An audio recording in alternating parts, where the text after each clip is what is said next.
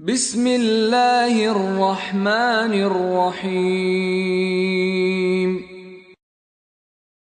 Being together, we started yesterday our conversation about Rahmatul lil Alameen Rasulullah sallallahu alayhi wa sallam. Salli ala Muhammad.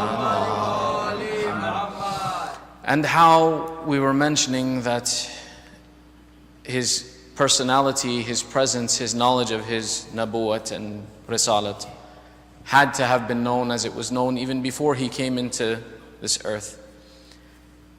And there are some signs even before his messengership began where people would recognize within him the signs of his prophethood as well too.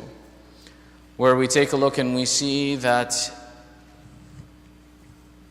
his mother even, Bibi Amina bint Wahab, says that I saw strange and miraculous things when this son of mine was born. And she says that when he was born, I saw that the angels came to visit him and they took him from me and they placed a seal within his back to show the seal of prophethood and nabuwat. And this was one of the apparent signs on our Holy Prophet, that between his shoulders on his back was a sign of nabuwat that was present and visible. As well as we see that when he went and traveled with his uncle, and he took the kafilas, we see that the Christian monks would be able to recognize his qualifications and his characteristics. We see that even the kings of the Christian nations would recognize his signs. This is why when we know all of these signs were present within him, and all of these indications were present from the moment he was born about the characteristics of nabuwat, we question some of the stories that exist in history about our Holy Prophet. Popular history tells us that while our Prophet was a recluse of some sort, and he would go up into the cave of Hira and he would spend his time there, one day Jibreel came to him and gave him revelation. When he received this revelation, this is popular history now, it says that the Prophet became so frightened and so scared, he didn't know what happened to him. He went to his house and he started telling his wife, Bibi Khadija, that I don't know what this was. I think the devil just attacked me. I can't tell what spoke to me. Was it a devil or was it an angel? I think a devil is in my chest. I think something has happened to me. And na'uzu billah, this was the characteristic of our Prophet, a weak, foolish man who had no idea what had just happened to him. And his wife Khadija says to him, she says, hold on, let's figure out what happened. And she takes our Prophet and she goes to see a Christian monk who lived in the city of Mecca. Nawfal ibn Warqa, or Warqa ibn Nawfal? Warqa ibn Nawfal. Warqa ibn Nawfal, who was a Christian monk at the time and was believed to be a pious person. History says that Bibi Khadija took our Prophet, went to Warqa ibn Nawfal, and at that time obviously there weren't doctors, be men of religion who sometimes knew some of these things about health and well-being and so on and so forth that they went and took them to. There were no HMOs, no PPOs, nothing like that. You kind of had to do your own thing and figure out, if you were lucky you found someone who could help you, otherwise yalla fi iman. So Bibi Khadija takes our Prophet, they go to see this monk. And popular history says that our Prophet said to this monk, I think demons have taken over my body. I think it was demons who are speaking to me and I'm possessed by the devil. Na'uzu billah. Warqa sits there, goes through, does the analysis and uses his checklist or whatever, and he comes to the conclusion, he says, nope, that was an angel. Congratulations, you're a prophet. And our Prophet at this point in time learns of his prophethood and the fact that he is a prophet from a Christian monk. And thus starts the prophethood of Rasulullah sallallahu alayhi wa sallam. However, when we look at the history of our Prophet and when we look at the biography of our Prophet, how is it possible that everyone else could recognize that the signs of the prophetic mission were present in this individual, yet he himself is unaware of it? It's illogical. It doesn't make sense. And some people, this is what they use. They use this to say that it was by chance that he was selected. If he would have known of his selection, this wouldn't have happened. Really, when we take a look at history, we realize this never did actually happen. The Prophet didn't need someone to tell him he is a prophet. The Prophet knows he is a prophet. Especially in the case of our Prophet, that when Jabir ibn Abdullah asks him, Ya Rasulullah, when did you know you were a prophet? When did you know that Allah has selected you as a messenger? When did you know you were a Nabi? My Prophet answers, I was a Nabi when Adam was still clay and water. I was a Nabi before any of man was present on this earth. Sallu ala Muhammad. Sallu ala Muhammad. Again, when we take a look at history, we have to take history with a very critical eye. That when we compare a biography in one aspect, if it coincides or disagrees with another aspect, because many times what we see is history, as we all know, is written by the victor.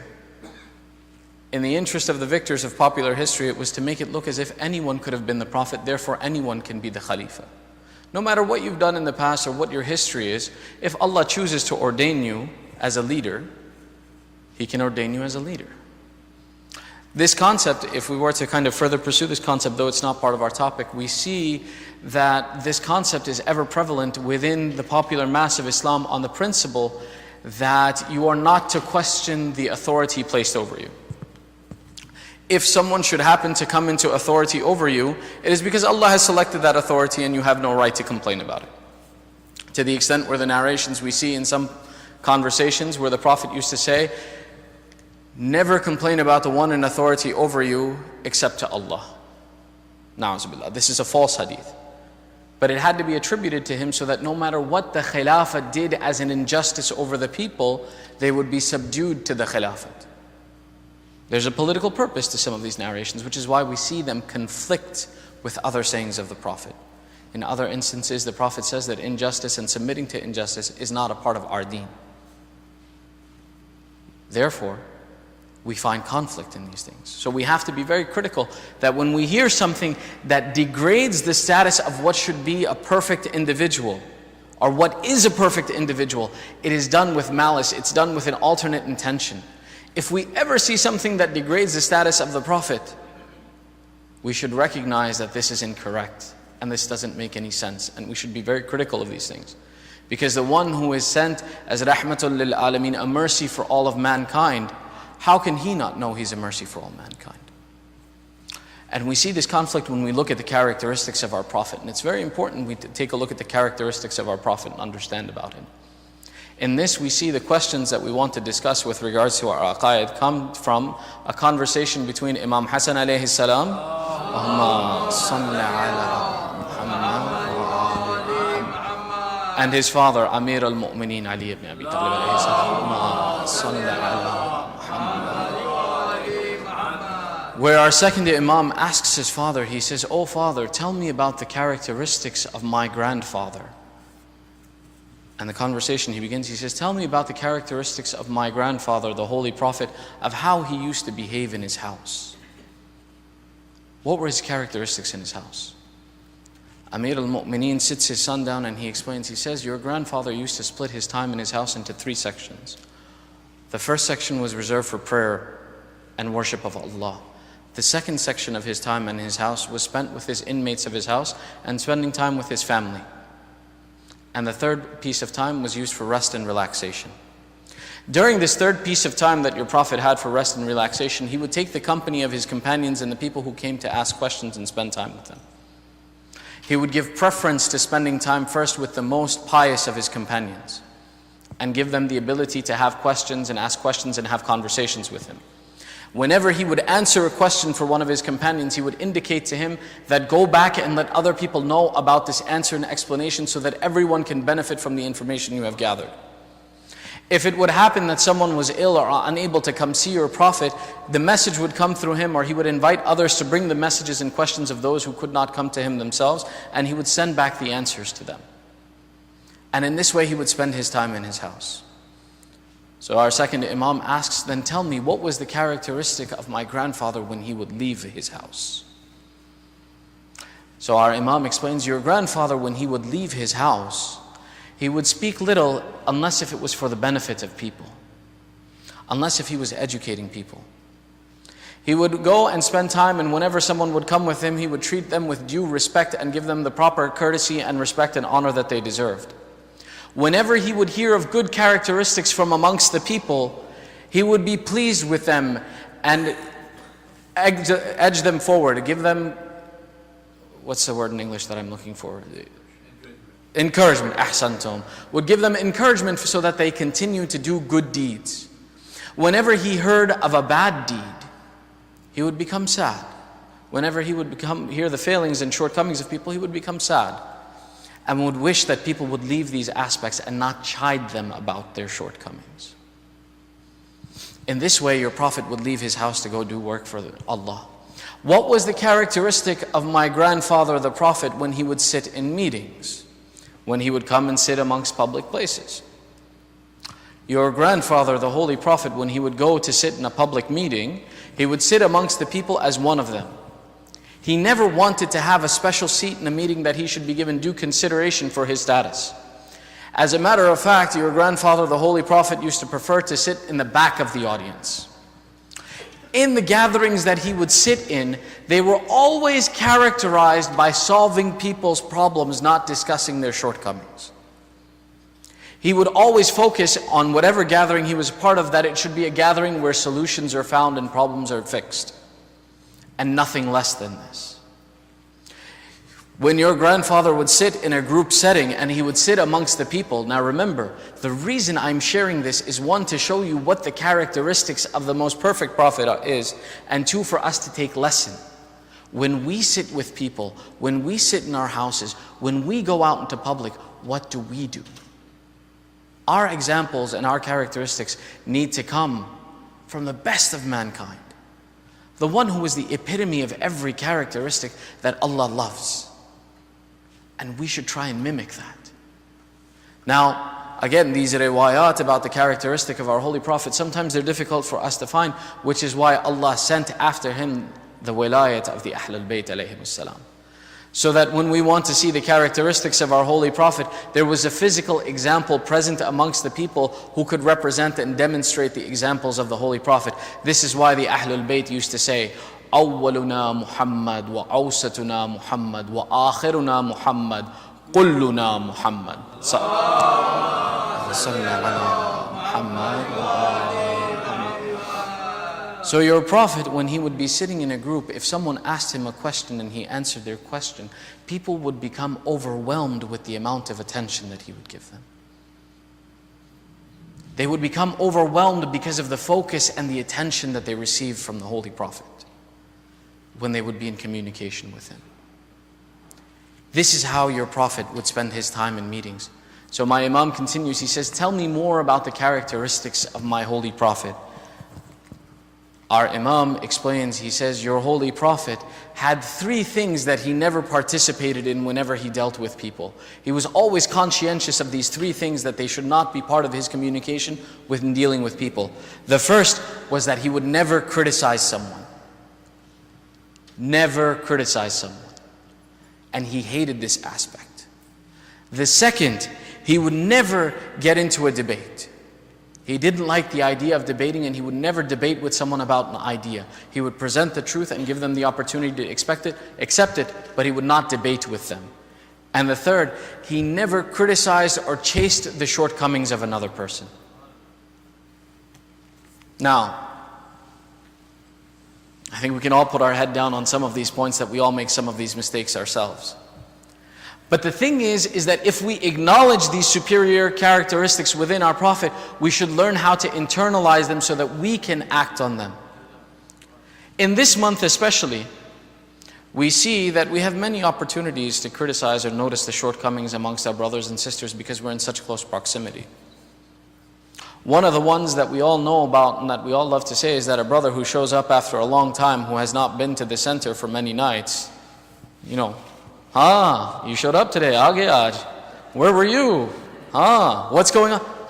You think he doesn't know he wasn't at the masjid the past 20 nights? You think he doesn't know that he wasn't here the past 20 nights? Do you think our criticizing, and I'm not pointing a finger because I myself have done this, our criticizing him will bring him back to the masjid tomorrow night?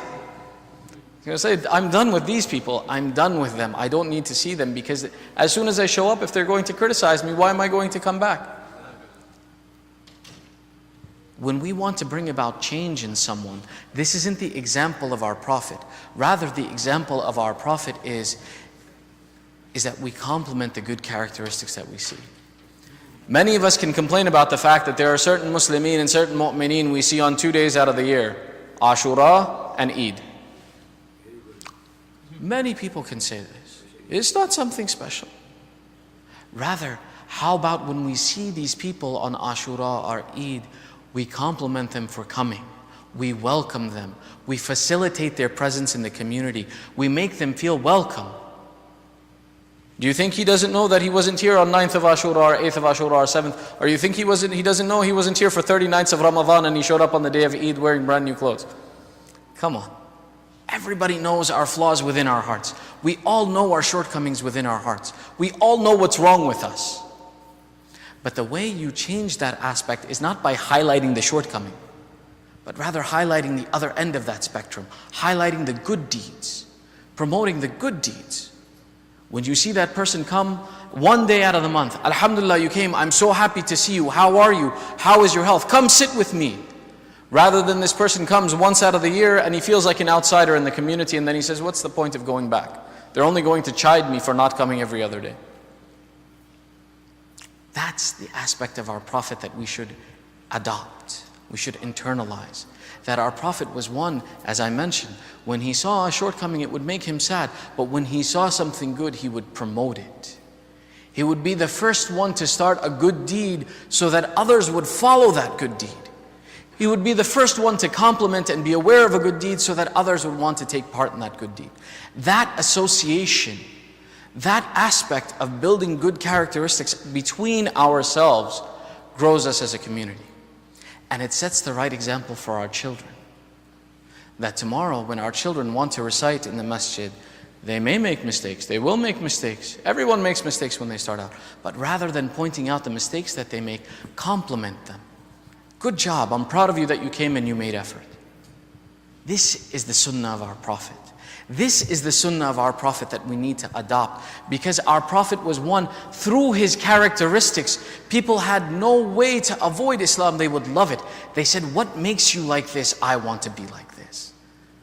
I want to be someone who is good because it pleases you. You are happy with me when I am good. Let me become a good person. Sallu ala Muhammad wa ali Muhammad. Sallu ala Muhammad wa ali Muhammad. Along with these characteristics of his personality, our Imam points out that your Prophet had 3 characteristics that were unique to him, that no man before him had them and no one after him had them. Imam says, Ya Amir al-Mu'mineen, what are these 3 characteristics? To show the superiority, even the physical presence of our Prophet was superior to the physical presence of everyone else. How could he not know he was a Prophet? These were not things that showed up overnight. These were part of his personality. The first, Imam explains, he says, the first is, the body of your holy Prophet never cast a shadow. He never had a shadow. The second, your Prophet gave off a certain smell. The smell was so strong that wherever your Prophet went, that smell would remain for 3 days after him, that fragrance. Ma salli ala Muhammad wa ali Muhammad. Is that anyone who passed by that location, even 3 days after your Prophet had been there, could recognize that the Holy Prophet had been here. The third aspect that was unique to your Holy Prophet was that wherever he would go, it would look as if the rocks and the trees were prostrating before him and bowing to his awe and supremacy. Sallu ala Muhammad wa ala Muhammad. Sallu ala Muhammad wa ali Muhammad. If you give me one really good salawat, I'll share a 4th with you that is unique to our Prophet. Sallu ala Muhammad wa ali Muhammad. Imam explains, he says, your holy Prophet used to have a nur in his face, a light that was so unique, that if one of his wives had been sewing at night and she dropped the needle and couldn't find the needle in the middle of the night, she would ask the holy Prophet to come into the house. And the light of his face was so much that one could even find a needle in the darkness of the night from the nur of Muhammad wa ali Muhammad. Allahumma salli ala Muhammad wa ali Muhammad. When we talk about our Holy Prophet, we should recognize that our Holy Prophet was aware of each and every one of us present in this room. When he gave advice knowing that you would be coming and that you would listen to his advice. To such an extent, we see the conversation from Imam Jafar as-Sadiq alayhi salam. Allahumma salli ala Muhammad wa ali Muhammad. where he tells his companions, he says, why are you adamant and insistent upon hurting the feelings and giving sorrow to the Holy Prophet? He said, Ya Ibn Rasulullah, the Prophet passed many years ago. How do we make him sad? What do we do that makes him sad? How can we impact the Holy Prophet? The Imam explains that every day your Prophet in heaven receives a missive with each of your names and your deeds. And when he sees your name associated with bad deeds as his followers and as part of his ummah, he is saddened by those deeds. So be careful of the deeds that you perform, that you do not embarrass your Holy Prophet. This Holy Prophet is the one who used to take special consideration for us, and he used to say, he says, I wish that I could see my brothers. Sitting next to him were some personalities that were present at the time who were surprised when he said this. Then our Prophet repeated, I wish that I could see my brothers. My brothers. A Prophet saying, my brothers. So these personalities said, Ya Rasulullah, are we not your brothers? Are we not your brothers? He says, no, you are my contemporaries. You are the people of my time. You are not my brothers. So they asked then, Ya Rasulullah, who are your brothers? He says, my brothers are those who will keep faith in my religion when they have no proof over them, no authority over them, except for what is written in black and white. Meaning that us, when we submit to the religion of Islam, we follow the edicts of our Holy Prophet, we follow the religion of Islam, we recite the Shahada, and we proceed to the wilayah of the Ahlul Bayt, our Prophet raises us to a status that he calls us his brothers.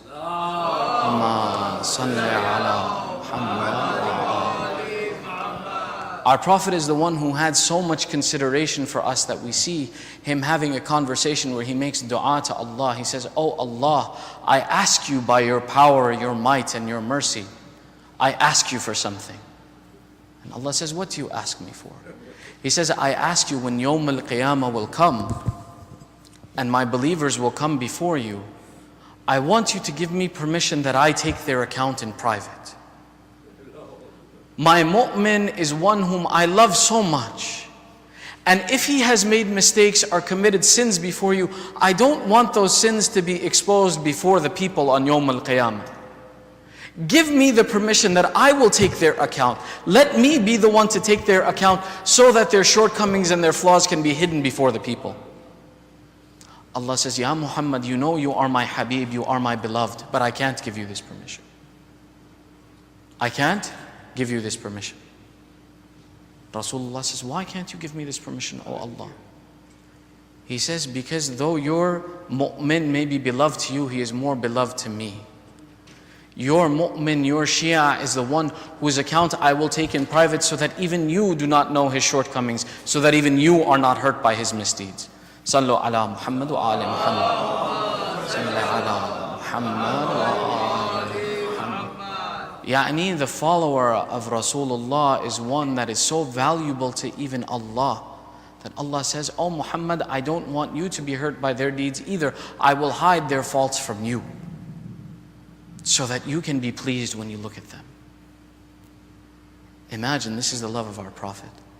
This was the love of our Prophet, that when Malik al-Maut came to take his soul, when Malik al-Maut came to our Holy Prophet and came to the door and asked for permission, and Sayyidah Zahra did not give him permission, until Rasulullah explained to her, Ya Zahra, the one who you are keeping out is Malik al-Maut. He has come to see me.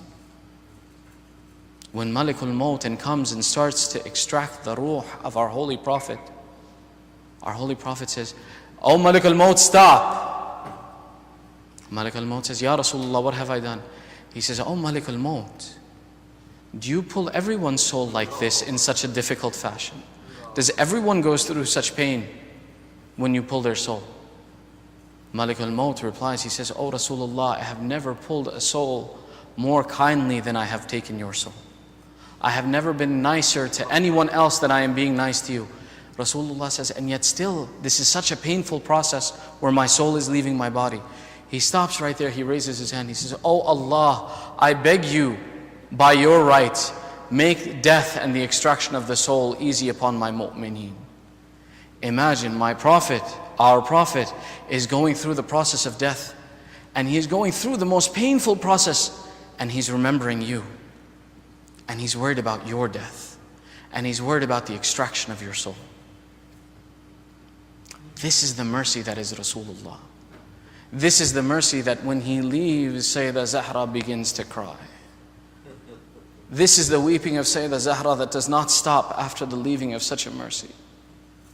This is the weeping of Sayyidah Zahra that continues, that is such a weeping that the people of Medina say, we cannot take the sound of the crying of Zahra. Oh people of Medina, I tell you, you can't handle the weeping of Zahra. The angels in the heavens can't stand the weeping of Sayyidah Zahra Salamullah alayha. This was the weeping of Zahra that started from this day and continued until the end of her life. And we see narrations of Imam al-Hussain on Shab Ashur, on the night before Ashura day. He's walking through the battlefield with Nafi ibn Hilal. And he's saying, oh Nafi ibn Hilal, this is where you will die. This is where Fulan bin Fulan will be shaheed. This is where all of my companions will be shaheed. Nafi ibn Hilal says, on that night it was my responsibility to be the guardian of Yabna Rasulullah, of Imam al-Hussain. So I was aware of everything as my Imam was showing me these places. I said, Ya Imam al-Hussain, Yabna Rasulullah, what is this sound that I hear?